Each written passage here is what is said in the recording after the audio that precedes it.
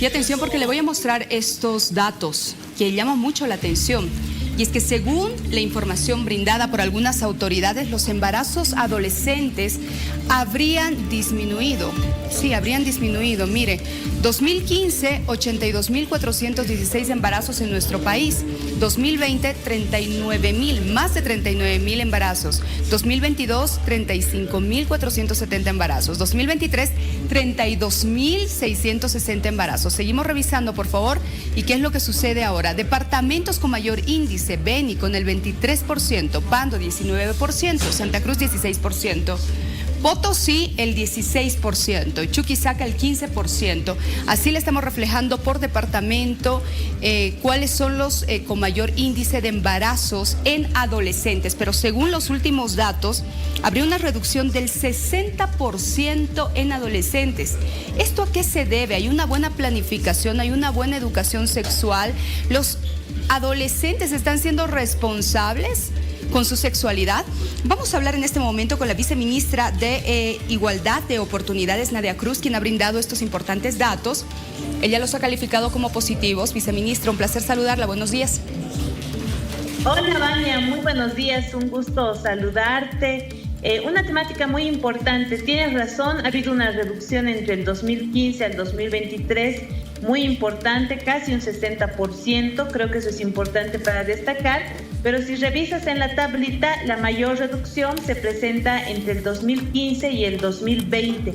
Esto gracias a un Plan Nacional de Prevención de Embarazos en Adolescentes, a medidas estatales importantes que se han tomado desde diferentes sectores, como el de salud, particularmente con la incorporación de los centros de atención integral diferenciada, los centros AIDA, que pese a ser muy poquitos todavía en el país, han sido importantes. Además de la difusión de información, de incorporación todavía muy débil de educación integral en sexualidad en el ámbito educativo. Sin embargo, pese a que ha habido esa reducción, sigue siendo un número alto. Se registran alrededor de 87 embarazos por día todavía. Si uno hace la media de los 32.660, tenemos esa cifra. Entonces sigue siendo de preocupación. Tenemos que reconocer como Estado que ha habido un buen descenso, pero todavía nos falta resolver las causas estructurales que están desentrañando que tenemos todavía 87 embarazos adolescentes por día. Esperamos que esto siga bajando, pero es necesario reforzar medidas estatales y por eso hemos tenido un encuentro nacional los días pasados con plataformas departamentales que realizan estas tareas. Vale. Sí, viceministra, a ver, ¿esto tiene relación, por ejemplo, que los chicos, los adolescentes, están asumiendo conciencia, es decir, no quieren ser padres a tan joven edad, en este caso adolescentes?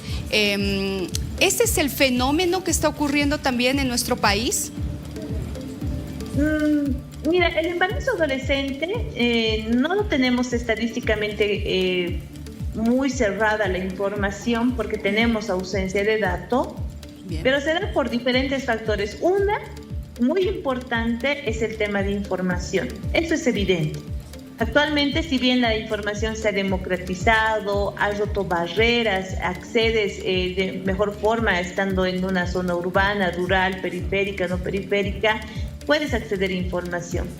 Sin embargo, esa información todavía no es de calidad para nuestros jóvenes. Han tomado conciencia, es evidente, pero todavía no es suficiente. Por otro lado, creo que la incorporación o ya la aprehensión de la interrupción legal del embarazo también ha tenido datos significativos. Al igual que estos datos, solamente en la gestión 2022, lo del 100% de interrupciones que se han registrado en los centros de salud, el 53% corresponde a hechos de violencia sexual. Entonces, también hay un número de personas que está denunciando, que está levantando la voz, de jóvenes que están levantando la voz al momento de denunciar este tipo de hechos y están teniendo también respuestas.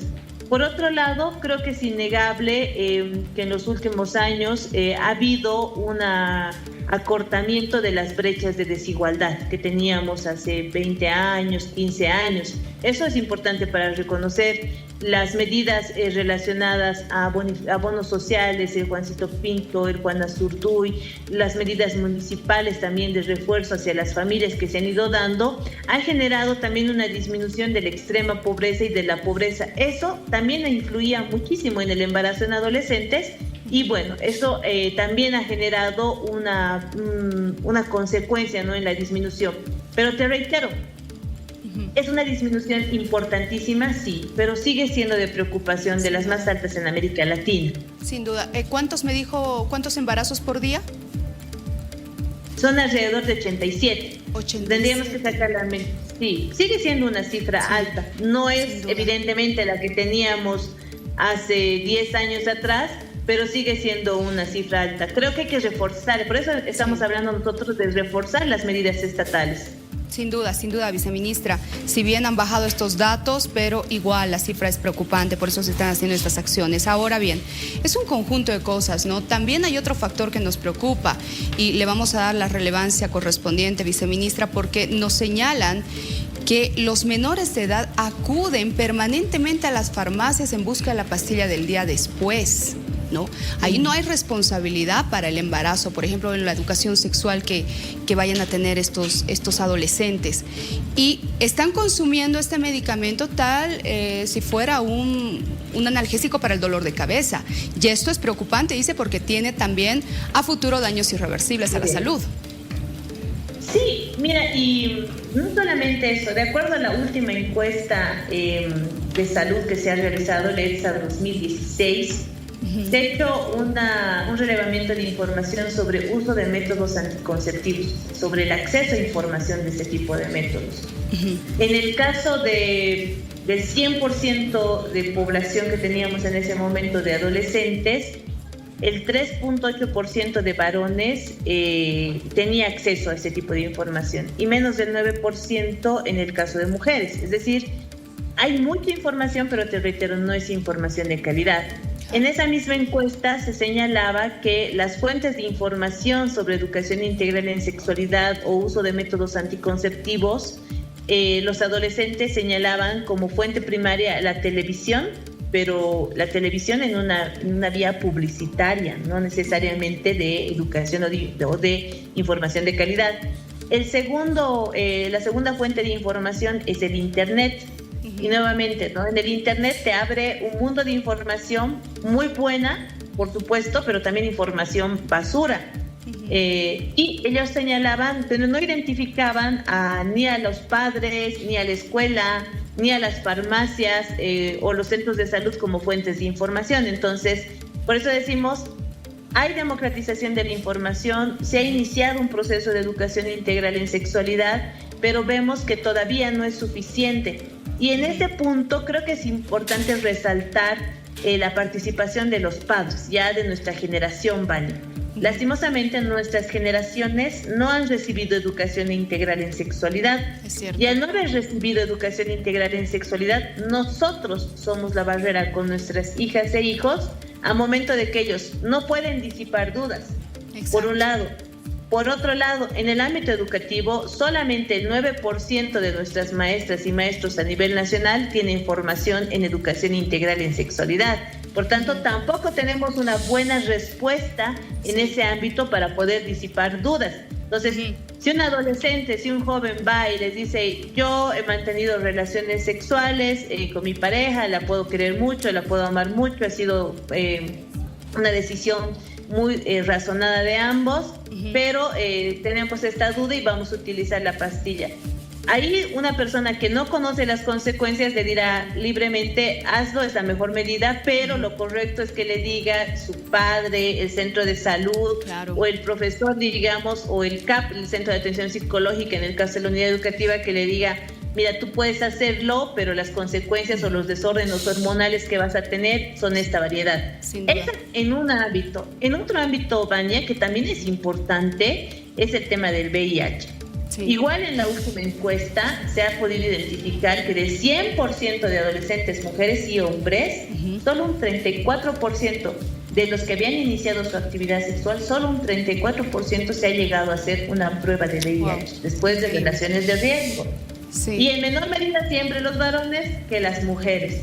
Y del 100% que recibió información, entre el 26 y 28% llegó a tener comprensión de la información sobre VIH que le estaban dando. Entonces, hay una necesidad de fortalecer la información de calidad para esta población. Sin duda, viceministra, y creemos que es importante hablar de estos temas. Gracias de verdad por brindarnos esta información. Si bien es un aliciente el hecho que los embarazos en adolescentes estén disminuyendo, todavía hay que hacer más, hay que prevenir, hay que dar información. Gracias le decimos a la viceministra de Igualdad de Oportunidades, Nadia Cruz, un saludo, la vamos a estar convocando también para otras oportunidades. Y le hago una consulta a usted, papá, mamá, ¿sabe a qué edad su hijo o su hija ha comenzado su actividad sexual? Más si tiene un adolescente en casa, un joven, una joven. ¿Sabe si ha consumido alguna vez la pastilla del día después? ¿Sabe cuántas veces lo ha hecho en el mes? ¿O cuántas veces podría hacerlo al año? Son preguntas que usted debe hacérselas a sí mismo y también hablar con sus hijos.